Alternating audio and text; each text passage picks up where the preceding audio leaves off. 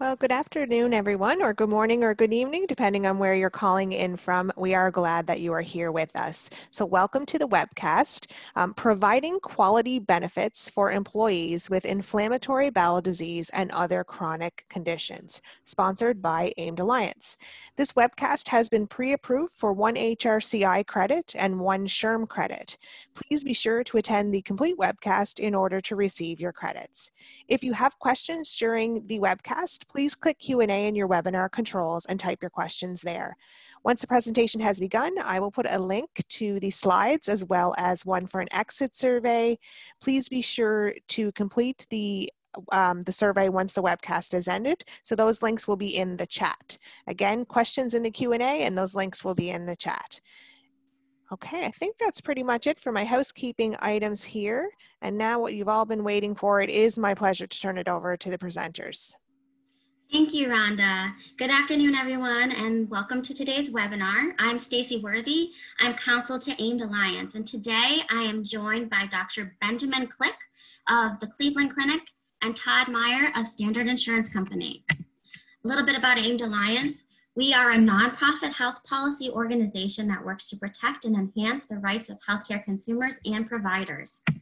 Today, we are going to be discussing the impact of inflammatory bowel disease, or IBD, in the workplace. I'll be discussing healthcare coverage and access considerations for employees with IBD, provide a very quick overview of the Americans with Disabilities Act. Todd is going to go into reasonable workplace accommodations, and then we're going to be ending with a Q&A. So with that, I'm going to turn it over to Dr. Click. Thank you, Stacy, and thank you to the AMED Alliance members for the invitation to speak. So as Stacy alluded to, my name is Ben Click, and I'm a staff gastroenterologist at the Cleveland Clinic, where I focus and specialize in the treatment of inflammatory bowel disease, and I'll be providing some background on inflammatory bowel disease, or IBD, and what it means for today's discussion. Next slide, please. So first, what is IBD? And as we've alluded to, IBD stands for inflammatory bowel disease, which is a chronic relapsing inflammatory condition that primarily affects the gastrointestinal tract. The two most common flavors of IBD are Crohn's disease and ulcerative colitis, but it's important to recognize that inflammatory bowel disease is probably a spectrum of disease rather than separate entities in and of themselves. There are some other entities that also fall into the consideration of IBD, and these include microscopic colitis, celiac disease, and other more rare or uncommon enteropathies. Next slide, please. It's also important to note that from today's discussion, I always like to differentiate IBD and IBS because while they are one letter apart, they are very different from a clinical perspective. So IBS stands for irritable bowel syndrome, whereas IBD is that inflammatory component. So I like to differentiate those for today's discussion. Next slide, please.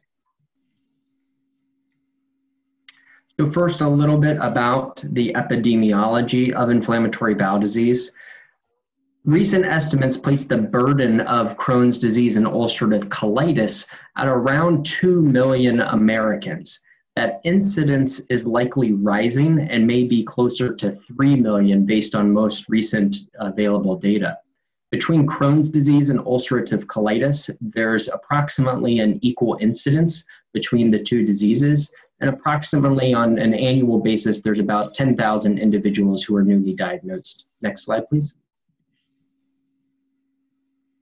What's important, and especially for today's consideration, is that inflammatory bowel disease primarily affects young adults and younger individuals in their prime education and working demographic ranges. So as you can see here on the left, ulcerative colitis, and on the right is Crohn's disease, is an age breakdown of when individuals are diagnosed with these two entities. And as you see on the x-axis, the age range, the biggest bars representing the most patients are in the late teenage years to early adult years. So this is a disease process that primarily affects young adults, but as you can also see, it spans the entire age spectrum. So we have individuals who are newly diagnosed late in life. Next slide. Historically, inflammatory bowel disease was thought to primarily affect Northern European or Caucasian ethnicities and races. However, what we've seen as the globe has truly become a single common marketplace, and we've seen a lot of cultural expansion through migration and exportation, is that we've also started exporting inflammatory bowel disease. So with the rapid accelerated industrialization of nations, we've also seen a rapid rise in the incidence of both Crohn's disease and ulcerative colitis across the globe. And in fact, the country with the most rapidly rising incidence of these two entities is India, quickly followed by China and several other Asian countries. And there's many different theoretical reasons, but we won't get too much into that today. Next slide, please. So when we talk about Crohn's disease and ulcerative colitis, again, just to reiterate that these are probably diseases on a spectrum rather than two distinct entities, but really, historically, we've tried to differentiate these two based on certain clinical, anatomic, histologic, meaning when we take biopsies and look at them under the microscope, some differences between these two diagnoses. And so just to differentiate them, Crohn's disease has an inflammatory process that can affect anywhere in the gastrointestinal tract, all the way from the mouth down to the anus and anywhere in between. This inflammation in Crohn's disease can also hop around, meaning that it can affect one area and then skip to a separate area and then to a third area if it wants to. We also look at the involvement of the rectum to help tell us between Crohn's disease and ulcerative colitis. And Crohn's disease does not typically involve the rectum, whereas ulcerative colitis primarily starts in the rectum. And compared to the inflammation in Crohn's disease, ulcerative colitis is thought to be a continuous inflammation process.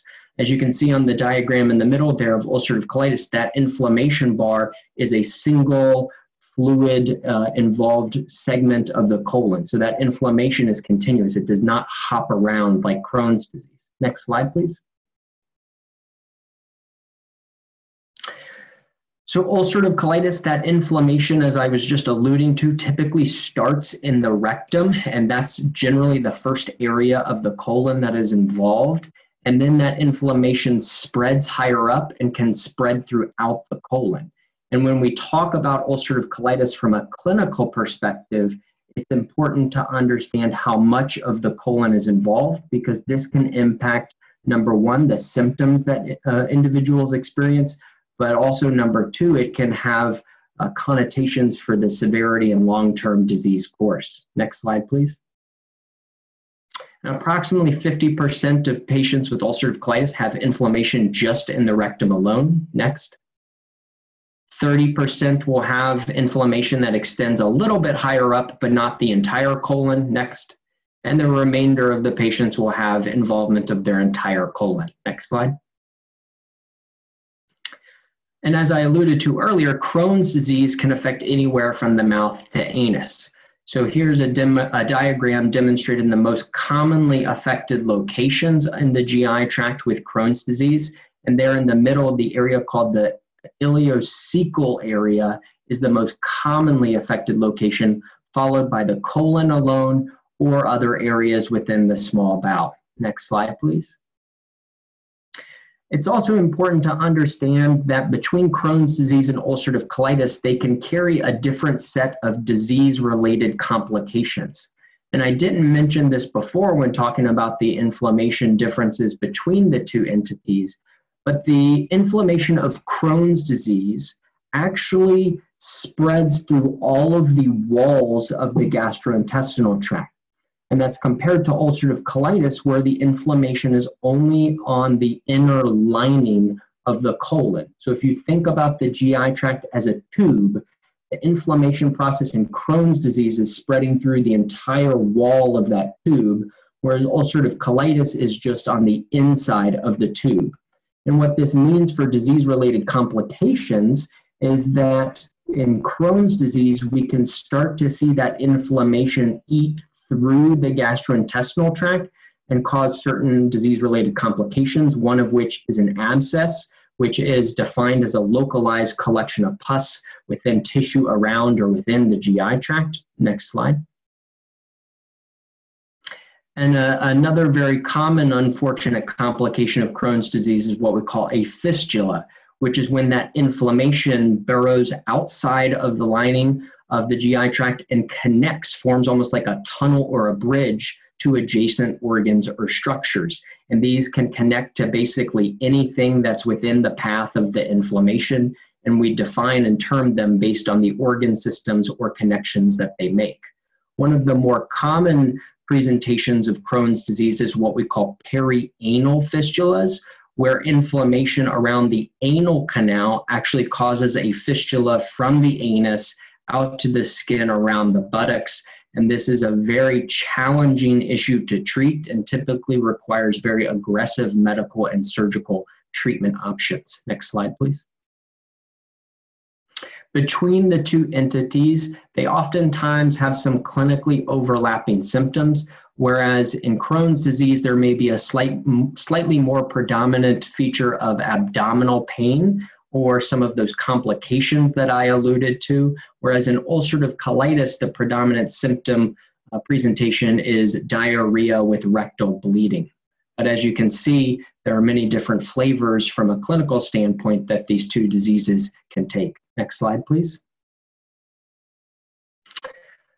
Now, I won't spend too much time on treatment options because there are many and there are a lot of different algorithms and approaches to how we treat Crohn's disease and ulcerative colitis.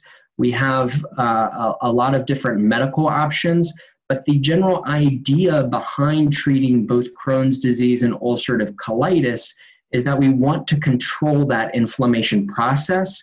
We want to identify, treat, and support any of the complications that relate to disease. And this can be, as I alluded to, abscesses, fistula, but there are also a lot of nutritional consequences to having inflammation and destruction of the GI tract. And so oftentimes there's nutritional support that's needed. From a dietary standpoint, we need to optimize their dietary intake. But then from a medical standpoint, there's a variety of different mechanisms and formulations of therapies available for the treatment of both Crohn's disease and ulcerative colitis. We have oral medications. We also have what we call rectal formulations, which are things like enemas and suppositories to deliver these medications directly to the area of inflammation most efficiently. And then perhaps if you watch TV, you've also seen some commercials for what we call our biologic therapies. And these are generally engineered antibodies that help calm down inflammation. And you've probably seen some commercials if you watch any recent television. But the idea here is that our armamentarium is broad and we utilize a wide range of medications that can take the form of pills, suppositories, enemas, injections, infusions, nutritional support, frequent blood work that's needed to monitor our therapies for any kind of complications, as well as time to go get these medications if they require healthcare interaction. Next slide, please. And I just wanted to add a couple comments on what to expect when individuals are diagnosed with either Crohn's disease or ulcerative colitis. And this is data derived from more population level informatics. But essentially in Crohn's disease, about a third of patients will have a chronically active or what we call a fluctuating disease course, meaning periods of activity followed by periods of remission. Unfortunately, about 50% of Crohn's disease individuals will have some sort of surgery by 10 years into their disease process, most often for those complications of disease that I mentioned. And along with those surgeries, about 70% require hospitalization at some point in time. And to treat Crohn's disease, we generally rely on those biologic therapies that I alluded to. And so about half of our patients are on those. And there is a slight increased risk of mortality with Crohn's disease. As compared to ulcerative colitis, a lower risk of hospitalization or needing biologics, but about a third of patients will actually have a progressive disease course and may require what we call a colectomy or surgically removing the colon to treat the ulcerative colitis. Next slide, please. But the impact of the inflammatory process is not limited to the gastrointestinal tract. We see a very high rate of what we call extraintestinal manifestations of IBD, or the impact of the disease process. So this is a study that looked at the rate of depression and anxiety in individuals who were diagnosed with inflammatory bowel disease, either Crohn's or ulcerative colitis. And they saw that 10 years after diagnosis, half of the patient population had been formally diagnosed with depression or anxiety. So there is a very high behavioral health comorbidity that goes along with this disease process. Next slide, please. And this is another study that looked at scores examining the rates of anxiety and depression in individuals with ulcerative colitis, there in the gray, Crohn's disease in blue, and healthy controls in the red. And you can see that even when the inflammation was not active, what we call inactive IBD, that individuals with either ulcerative colitis or Crohn's disease had significantly higher rates of anxiety and depression compared to healthy controls. Next. When the disease is active, this difference is even more stark and concerning. Next slide. When we look at quality of life in individuals with IBD, similar to the depression and anxiety, we see significant differences between those diagnosed and carry the burden of this disease process compared to their healthy counterparts. So this was a study examining a quality of life measure in individuals with Crohn's disease compared to healthy controls. And if you zoom all the way over to the right bar, you can see that in all individuals, there was a significant reduction in overall quality of life. And this was significantly associated with disease activity. So as you go along, you can see in the mild, moderate, severe, the quality of life tended to progress in a more detrimental fashion as the disease became more severe. Next. Now, getting into the meat of the talk today, really the work impairment in individuals with inflammatory bowel disease. We know that individuals require a lot of healthcare interaction, but when they're at work, how do they perform? Well, this was a study looking at individuals with inflammatory bowel disease and rates of work absenteeism, presenteeism, and probably the audience knows the definition of presenteeism better than I did before preparing for this talk, but it's the act of being present for work, but having a reduced productivity due to their, or compared to their healthy counterparts. And then as you can see on the far right there, some sort of activity impairment compared to individuals with controls. So when the disease is active, individuals with inflammatory bowel disease have significantly higher rates of absenteeism, of presenteeism, and activity impairment. But even when they're in a state of remission, and they're in the middle group there, you can see that individuals with IBD still have significantly higher rates of presenteeism compared to their healthy counterparts. Next slide. So what are the reasons for absenteeism? In this study, they found that individuals missed work for doctor's appointments, for abdominal discomfort, of course, if they needed to go to the hospital or emergency room. Next slide. In presenteeism, in one study, they found that the most predominant feature of presenteeism was fatigue, followed by irritability and decreased motivation in individuals with IBD. Next slide.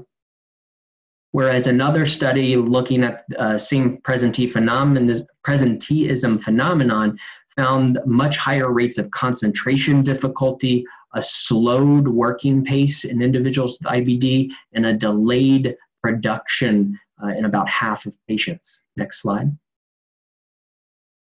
And so one survey was conducted of individuals with IBD examining what are the needs related to their disease in the workplace and how were those needs addressed.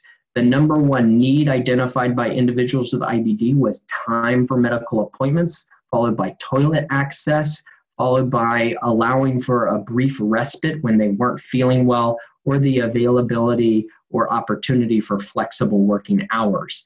And how were these handled? The most frequent way that they were handled was either an informal arrangement with their peers or colleagues, as well as self-arranged format, followed by, as you can see, an actual formal request, and about 10 to 35% found it difficult to arrange for these needs. Next slide. So it goes to show that in individuals with inflammatory bowel disease, because of these disease implication, complications, and need for healthcare interaction and treatments, have a significantly higher economic burden compared to their counterparts there in the bottom right. Next slide, please. And so the estimates have placed the annual cost of caring for these individuals of around $25,000 for Crohn's disease and about $15,000 to $20,000 for ulcerative colitis. Next slide. When looking at individuals with IBD compared to those without IBD, similarly, you can see that it's not only the direct healthcare costs, meaning the actual costs that they pay for their medical care, but it's also a significant indirect cost as well. So time lost from work results in lost wages. They have to pay out of pocket for many of their healthcare interactions as well. Next slide. And so in conclusion, for the IBD background, inflammatory bowel disease, again, mostly Crohn's and ulcerative colitis, are chronic inflammatory conditions, and they primarily affect working age individuals with a significant morbidity related to it. There are significant and considerable work impacts and needs identified by individuals with inflammatory bowel disease, and this disease process results in a substantial economic burden. And I would argue that these individuals deserve a special workplace consideration and accommodations. Thank you very much, and I'll pass the torch. Thanks, Dr. Click. So now I'm going to cover health coverage and access considerations. So we just heard about some of the burdens in the workplace from IBD, and there are several things that employers can do to reduce that burden, and that includes offering adequate health benefits, offering disability insurance just in case they need it, creating a positive work environment that's free of stigma and discrimination so that employees feel comfortable discussing their condition and asking for accommodation, working with employees to offer those accommodations, and implementing workplace wellness programs. Quickly want to go over some of the impacts of COVID-19 since it's at the forefront of everybody's mind. Recently, the CDC announced that immunocompromised patients are at a higher risk for severe illness from COVID-19, and IBD is an autoimmune condition, and certain treatments can compromise the immunity of employees with IBD. So employees with IBD may be considered these high-risk patients. That means they may have a reduced ability to fight COVID-19 and may experience symptoms for longer than other patients. Additionally, because elective procedures have been canceled for the most part, things like routine endoscopies may be canceled, there may be care rationing, and some patients are even facing discrimination, unfortunately, in terms of healthcare providers only offering tests and treatments to patients who are not considered high risk, even though that is illegal. So basically, employees with IBD need to remain stable. They need to have their condition under control, and they have to have access to treatment and care, especially during this time, so that they aren't at severe risk for the illness. So what are some of the services and treatments that they may need? Dr. Click mentioned some of them already. They include medications, specialists, blood tests, endoscopy, and so on. However, there are some insurance barriers that could prevent patients with IBD from accessing those treatments, mostly benefit utilization management policies. We don't advocate for getting rid of them altogether, but we do advocate for being mindful of them and placing safeguards around them. So the first is step therapy, and this is a policy in which an insurer may require a patient to try and fail a less costly treatment before they can access the one that was prescribed to them by their provider. Sometimes they are inconsistent with scientific and clinical evidence. They can cause delays in effective care and can cause unnecessary patient suffering and disease progression. So this was a recent example in the news. There was a patient who's 22 years old, college student in Massachusetts, and he was newly diagnosed with ulcerative colitis. His insurer required him to fail on 2 medications that his doctor did not recommend. And after failing on both, he needed surgery to remove his colon. Now, this is not the everyday situation, but for this patient, he really did require an exception exception to that step therapy process. There are recommendations here. The AGA recommends that step therapy not be used for patients with moderate to severe UC, ulcerative colitis. They do say that it may be appropriate for patients with mild ulcerative colitis, but it's still important to be able to access an exception process. There are quite a few states that have implemented guardrail laws around step therapy. You can see them in this map here. The light blue are the states that have implemented those laws, and those allow for exceptions. So they allow doctors to request that the step therapy protocols be overridden, especially if the patient is deemed medically necessary for the patient, if they failed on a medication more than once, or whatever the situation may be. And oftentimes they're also required for the step therapy processes to be based on clinical and scientific evidence, and that exceptions and protocols be evaluated by a specialist dealing with that condition. These state laws only apply typically to individual and small group plans. They don't tend to apply to employer-sponsored plans or ERISA plans. However, there was federal legislation that was introduced last year, referred to as the Safe Step Act, and that would amend ERISA and would require that exception process. That bill hasn't moved forward yet since being introduced, but there's still time, so we'll see what happens. The next one I want to discuss is prior authorization.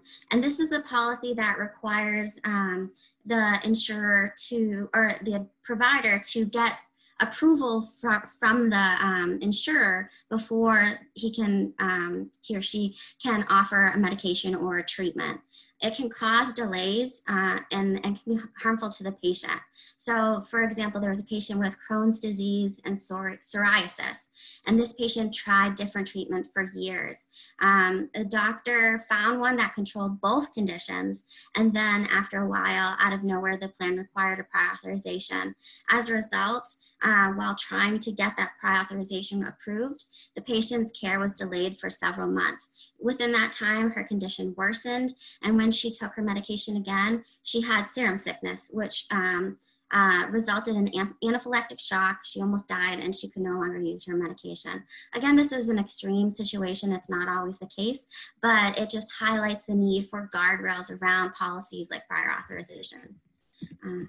Just a little bit. Also, prior authorization can cause significant delays in administrative burden, as mentioned. So for example, in some instances, each insurer requires a different form. Some require different forms for every single medication. Sometimes they use outmoded methods of communication, such as fax or snail mail, which is hard to track. So those requests might get lost in the mail, and there's no way to know whether they went through or not. And then they can require prior auth every month, or every few months, even for chronic conditions where there's no cure and the patient isn't going to get better. As you can see, it interferes with the practitioner-patient relationship. So here too, there are protections at the state level. The states in green are the ones that have passed laws. Again, these are typically for individual and small group plans. And they tend to streamline the process by requiring a universal form. Sometimes they have response deadlines. So for urgent situations, the insurer may need to respond within 24 hours or 48 hours. And for non-urgent, it might be 48 hours, 72 hours, 5 days, depending on the state. They also may require acceptance of electronic paperwork, which can be tracked, and be based on an evidence-based approach.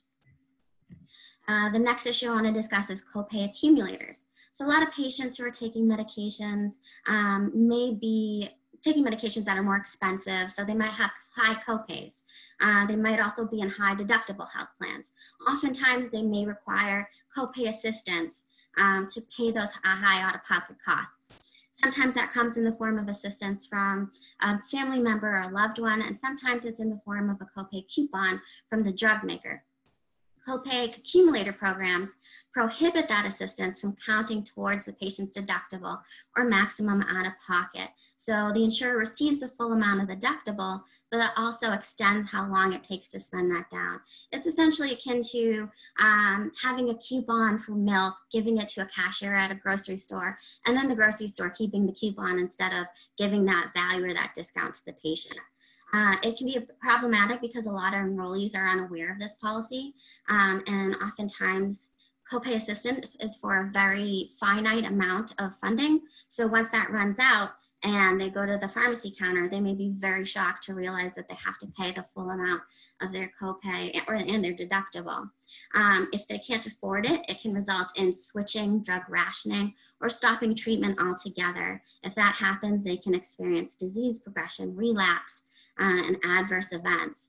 And there was a study that showed that 51% of the medications eligible for copay assistance have no generic alternative, or they only have another equally expensive brand equivalent. Another problem is that the language in a plan about copay accumulators can be confusing. Oftentimes it conveys a benefit to the enrollee. They use terms such as benefit plan protection program or out-of-pocket protection program, or sometimes they fail to disclose these policies altogether. We're seeing that they're becoming more common, especially in ERISA plans. And there was a 2019 study that showed that 34% of employers use copay accumulators, and an additional 4% plan to add the programs in the following year. So here too, that we're starting to see protections at the state level. 4 states have implemented laws that either prohibit copay accumulators altogether, or they prohibit them if there are generics available. Last year, at the federal level, the Centers for Medicare and Medicaid Services introduced, or they promulgated a rule known as the Notice of Benefit and Payment Parameters. And this applied to ERISA plans as well as exchange plans. And it instituted some protections around copay accumulators. It recognized that it may be important to steer patients to lower cost alternatives or generic medications. And so, but it also recognized that copay accumulators may not be appropriate if those generics are not available. So it banned copay accumulators in instances where generics are not available. It was seen as a big win among the patient community. Unfortunately, this year, the Centers for Medicare and Medicaid Services introduced a new rule that walked those protections back. The final rule hasn't come out, so it's not finalized yet. And that rule is expected to come out any day now. So that rule, this year's rule, would allow copay accumulators in employer-sponsored plans without regard to whether generic medication is available or not. I want to go over very quickly COVID-19 and access to treatment. Again, these rules pertain to individual and small group plans, but CMS put forth some guidance recently. They said if there's a drug shortage, that plan should be waiving step therapy and prior authorization requirements for therapeutic equivalents, and they should be covering non-formulary alternatives. They later recommended relaxing common insurance barriers such as prior authorization and step therapy altogether, and to the full extent possible. They also recommend allowing for early refills. So typically, when you fill a prescription, you have to wait somewhere around 21 or 24 days before you can fill it again. This would allow a patient to go in, fill all their prescriptions at the same time, get a 90-day supply, and then they don't have to put themselves at risk by leaving the house again for another 90 days. It also loosens some restrictions on using out-of-network providers. And then some states have implemented their own laws as well. So for example, Louisiana prohibited prior authorization and step therapy for all prescriptions. Some impacts for next year. So we could see significant increases in premiums. Currently, a lot of health plans are required to waive many cost-sharing requirements for testing, treatment, and services. Now, legally, insurers cannot hike their rates to make up for previous year's loss. However, if the pandemic continues into next year, then plans could justify an increase based on their anticipated losses for next year. So California has recently said that they expect premiums to increase anywhere between 4 and 40% due to COVID-19. Now, state regulators can push back against those proposed hikes if they find that the hikes are not justified. And if pandemic and expected costs are contained this year, then there's less justification for increased rates. So another reason to practice those social distancing best practices. Impact on employers. So this is, in general, inability to get access to a treatment for patients with or employees with IBD. So direct costs include, if you can't get access to care, you might see an increase in healthcare utilization. The patient may be going to the doctor more, they may be hospitalized, and that would lead to increases in increased costs on the medical side of the health plan. Indirect costs, Dr. Click already mentioned some of those. That includes decreased productivity, more absenteeism, and even the possibility of the use of disability policies. So we have several recommendations for employers, and that includes creating an open and welcoming environment where employees are comfortable discussing their health needs without the fear of stigma and discrimination. A lot of patients do feel very embarrassed about the condition and they don't want to talk about it. So if you can make them feel comfortable, you can understand their needs a little better. You want to talk to them and offer open enrollment resources when they're selecting their health plan so that they're choosing the plan that best fits their needs, and then offering patient navigator services. So those are people that can explain their options and help them out if they need an exception or they're working through an appeals process. Another thing to keep in mind is you should offer choices if you can. Offer both traditional and high deductible health plans. Many different employees are going to have different needs. Some may want lower premiums. Some may need access to specialists.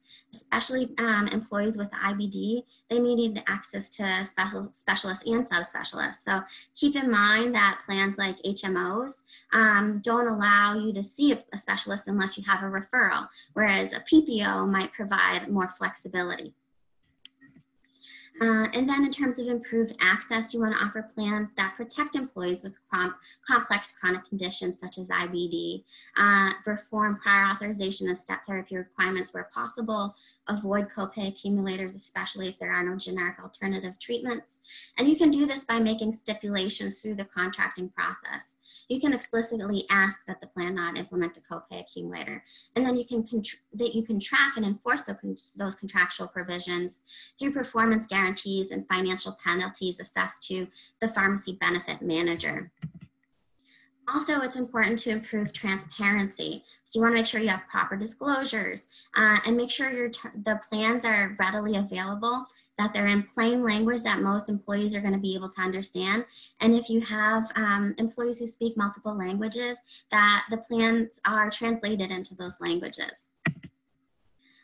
You want to streamline the appeals process. So if a patient requests prior authorization or step therapy exception and they're denied, then they're going to want to appeal the process. It's important to allow stable patients to remain on their medications during the appeal process so that they have continuity of care and that they don't lose access to the treatment and have some form of relapse or disease progression flare up. Forms should be standardized and accepted electronically and tracked. There should be deadlines for response time and to the extent possible, provide assistance with those appeals. Another thing to take under consideration is participation in World IBD Day. This is this month, May 19th. The World IBD Day is intended to create awareness and familiarity with the diseases. And organizations from 50 countries are going to participate in it. The theme this year is Make IBD Work. So it is workplace related and focused. And you can learn more about World IBD Day by going to www.worldibdday.org.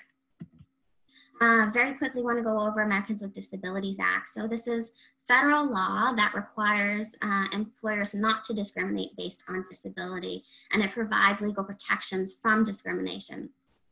So disability status is determined on a case-by-case basis. So not everybody with IBD is going to be considered a person with disability, but individuals that have moderate to severe IBD may be considered individuals with disabilities. To be considered to have a disability, you have to have an impairment that substantially limits one or more major life activity. And that includes sitting, standing, walking, concentrating, working. In a lot of cases, individuals with IBD may fit that description. So here, if an individual has a disability, they can request a reasonable accommodation or a modification or adjustment to the work environment.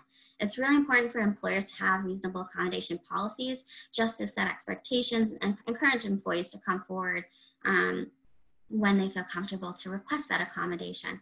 It also protects you in terms of liability to set out expectations ahead of time. And with that, I'm going to turn it over to Todd.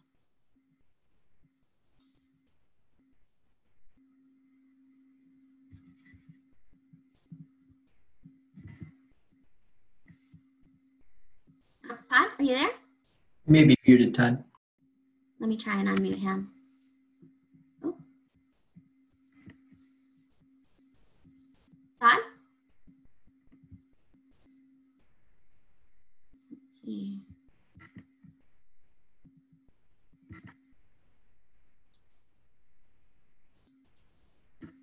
Are you able to hear me? Yes, we can hear you now. Okay, great. Yeah, here at Standard Insurance, we regularly work with employees on leave and disability or needing assistance to remain at work and struggling to figure out how to approach their needs with their employer. As Dr. Click had discussed, we commonly see these symptoms requiring a thorough and thoughtful approach with the employee, providing them a comfortable, confidential environment to be able to describe their symptoms and needs. Often there are a variety of comorbid conditions that require a careful evaluation to understand in order to design appropriate accommodations, which can involve modified and variable work schedules, working from home, attending doctor's appointments, and possibly the need to go home suddenly in the middle of the day. So these are a combination of things that have been discussed here today that we're finding here at Standard. Next slide. Employees are often embarrassed and uncertain how to approach their employee about their need. You know, the employer maybe will find that the employee's intermittently leaving, not giving a clear explanation because of embarrassment around this, of course. Approach is very important, and letting the employee know all medical information shared with us as a Standard, as a neutral third-party provider, is confidential. As a disability insurance carrier, our consultants can engage in the interactive process as a neutral third party and work out specific details of the employee's accommodation needs.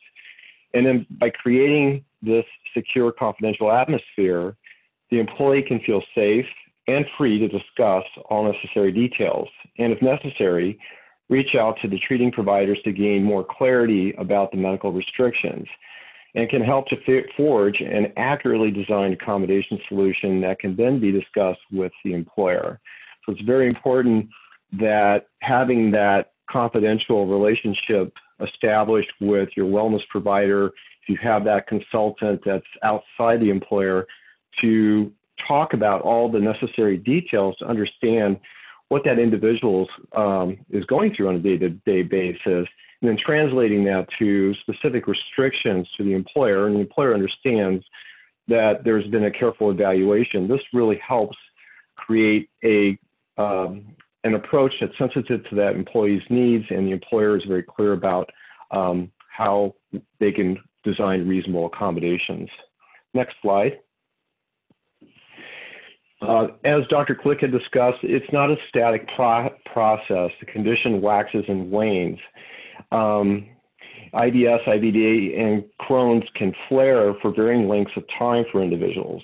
Needs can change as the condition waxes and wanes, and sudden acute pain symptoms can occur that may be difficult to assess how to accommodate at first. This makes it difficult for the employee and the employer to try and figure out solutions, complicated by the stigma around this kind of condition, which might cause an employee to underreport or not report symptoms and needs, in which presenteeism and absenteeism occurs. And as discussed by Stacey earlier, you're at work, but you're not at work because you have pain, you have, different ulcerative colitis conditions going on. Maybe your sit bones are having pain against a compressed seat pan on a desk chair, for example. By having a neutral third party wellness provider, the employer can contact and re-engage the interactive process. And the employee can be reassured that this is a dynamic process and the employer understands the waxing and waning course the disease can take. A formal plan can then be developed that includes the contingencies such as developing work from home accommodations, ability to work an altered work schedule as needed during acute flares, among other different accommodations that may be needed. Next slide.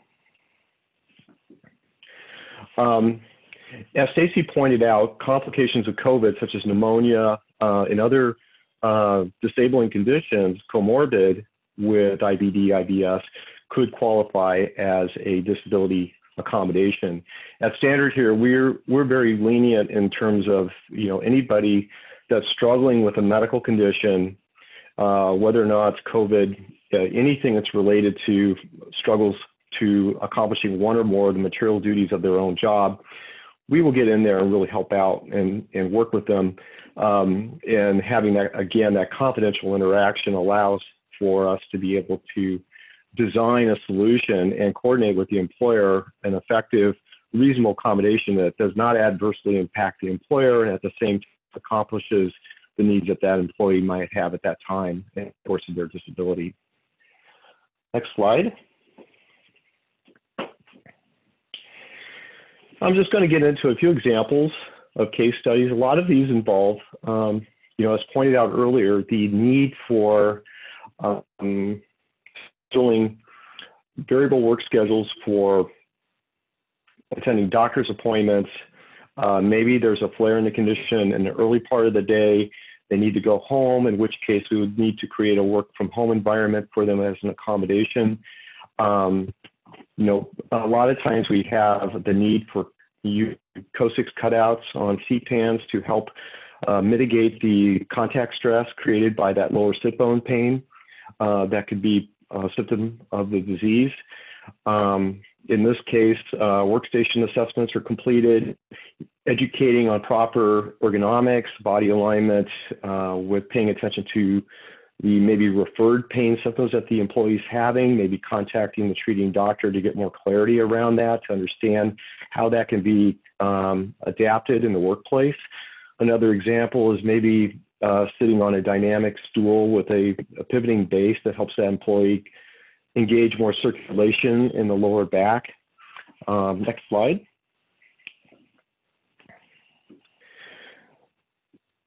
Again, this is an example of Crohn's disease with a hard seat pan that the employee was experiencing and the inability to sit and stand as needed to mitigate the discomfort. An ergonomic assessment was done, and working with that employee, figured out a specialized memory foam cushion that we could put on there. Also, there's contoured seat pans and other different types of designs to help disperse some of the contact stress that's going on, as well as creating modified work schedules, working from home, helping the employer understand as clearly as possible what that individual needs to be able to design an effective solution that's not going to adversely impair the employer and accurately and fully accommodate that employee. Next slide. This employee was restricted to working 28 hours per week due to the flare condition. And we were able to work with the employer to coordinate a flexible schedule in consultation with the employee's treating medical provider. And as a result, we were able to create a solution that allowed flexibility, and also the employee was allowed to work closer to a private restroom. Next slide. This is another situation where we assessed the employee's need, clarified the medical restrictions, and coordinated the flexible work schedule to allow the person to work a half day and the ability to adjust time from day to day if the employee has an exacerbation in their condition. And the importance of working with the consultant, a neutral third party, is this can be an ongoing interactive process, because maybe one week the employee is doing very well, and the following week there's a flare in the condition. They can contact that consultant and work out what those needs are as they're dynamically changing over time. And as a result, that relationship that's forged between the employee, the employer, and the consultant can go to the employer and discuss what they need and create a modified work schedule as needed to accommodate as the condition waxes and wanes. Next slide. As Dr. Click pointed out earlier, depression, panic attacks, comorbid with IBS.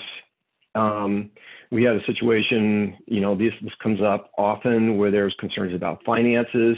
As Stacy pointed out earlier, these copay accumulators, causing really adverse effects on employees.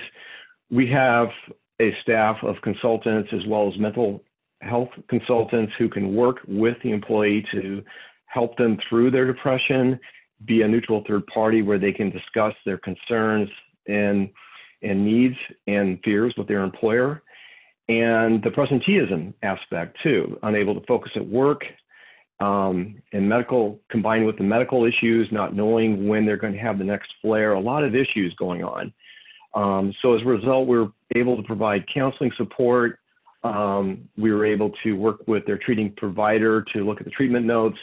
And as a result, coordinated a variable flexible schedule to allow the employee to work from home, time off to attend counseling appointments.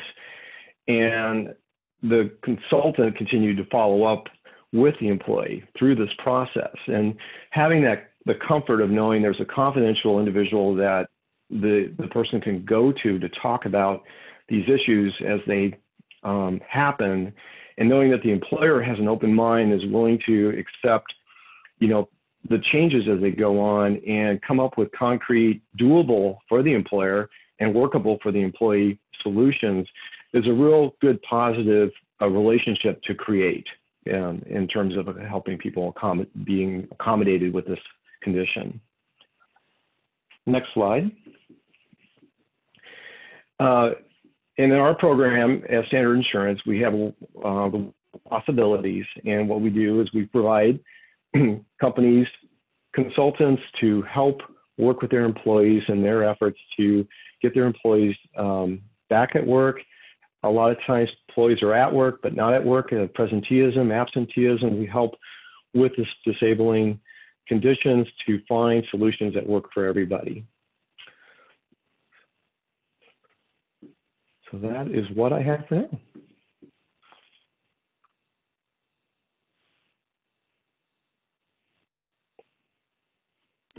Sorry, I was muted. Thank you so much, Todd. So now we are going to go into some questions. As a reminder, you can still submit questions in in your control panel. So let's open that up right now. So one question we got was, what does good look like when it comes to patients' day-to-day life, especially work, daily activities, for IBD patients to expect from an effective treatment? Dr. Click, could you provide some insight into that? Sure, that's a great question. So when treating individuals with either Crohn's disease or ulcerative colitis, we have a number of different treatment targets. Obviously, we want to make our patients feel better, and so that's one of our considerations. And when we talk about feeling better and getting them back to a quality of life and a level of productivity that we are shooting for, we're really talking about normalization. I mean, shoot for the stars when we're treating people. And so if we can get to a point where the disease is in complete remission, which means an absence of inflammation, a normalization of symptoms, and ideally they can get back to a normal level of work and productivity and basically have a normal day-to-day life when they're in remission. But as you've heard today, this is a disease that waxes and wanes, flares and remits, and so it's a dynamic process. And so amongst our other treatment considerations, we certainly try to get people back to where they once were, if not even better than that. Great, thank you. And Todd, I think this one's for you. What type of break accommodations are needed when our business is a call center with specific break schedules? Well, due to the unpredictability of the situation, what we'll do is, of course, work with that employer, understand what the parameters are and requirements of the job, and look for, maybe modified work. If there's a temporary flare, for example, can that employee have somebody to, be their wingman, so to speak? So it's case by case, but what we do is we definitely get as much detail as we can from that employee in that confidential setting, and be able to provide the employer as clear as possible direction on what the needs would be, and take it from there. Great, thank you. We also got a question: how does a very small employer find alternatives to expensive health insurance for employees with chronic conditions like IBD? I can answer that. So I think what you want to do is first, if they're comfortable, talk to your employees and find out what their health needs are. Whether a high deductible health plan would work for them, it might not, especially if they need a lot of medical services and specialty visits. You can also talk to an insurance broker about what options are available, and you can ask them to negotiate on your behalf. There's always that opportunity or possibility, especially if you're working with a pharmacy benefit manager. Another question, I think this one is also for Todd. Is it better for employees that have IBD to inform their manager of their medical condition? Their medical is confidential. The employer is privy to the specific work restrictions. So ideally the employee could go to a neutral third party to talk about what their needs are, the medical condition and all of that, how it relates to the work restrictions. And they can have a consultant batting on their team to go to bat with them to the employer to translate that to appropriate accommodations, such as maybe work from home for a couple hours in the morning, because that seems to be the current course that things are taking, that they need some time in the morning to sort things out before they go into work. Things like that. Yeah, and I can also add, so if you have IBD and you want to request an accommodation, legally you have to tell them your condition and request accommodation in order to be protected under the Americans with Disability Act, just so you can document that claim. Now, if you're not comfortable disclosing that, and for many people they're not going to be comfortable, that's okay too. It's really an individual determination what you're comfortable with. But in terms of whether you're protected under the ADA, you're going to have to disclose in order to request that accommodation. Yeah, so that's the only thing I would add. And then in terms of, let's see, this other question, how can stress be a focus of benefits for our IBD affected employees? Does anybody want to take that?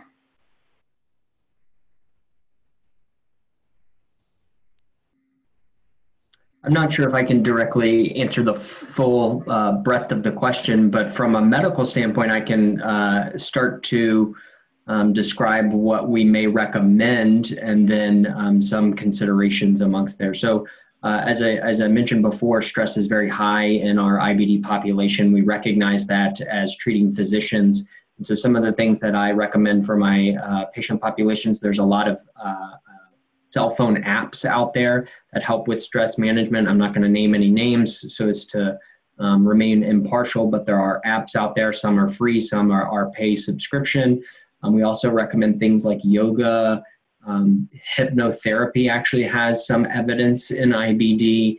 Acupuncture also has some evidence. And of course, these all have varying benefit levels amongst their insurance plans. So those are some of the things that we talk about. And then engaging with mental health providers is a key component. We actually have a psychologist in our clinic who sees all of our patients due to the high prevalence of behavioral health conditions in this population. Absolutely. Yeah. And then also if for small individual and small group plans, as an essential health benefit, they're required to offer mental health benefits or coverage.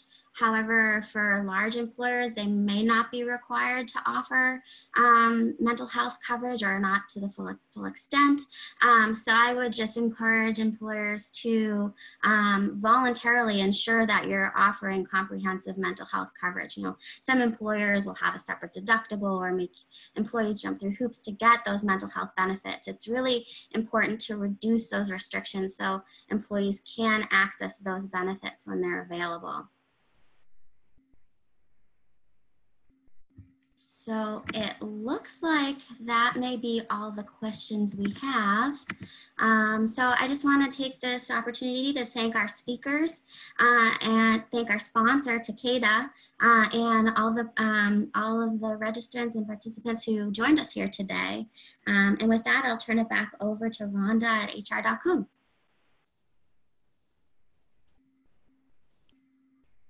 Thank you so much. Thanks to all three presenters. What a very informative and excellent webcast. Thank you all for joining us again. If you'd like to view the webcast, it will be archived on hr.com within 24 hours. We will also send you information about your credits within 48 hours. And yeah, there also is that exit survey. So your feedback's important to us and it's important to the presenters as well. So please take a moment to fill out that exit survey. It opened on a new browser. So take care, everyone.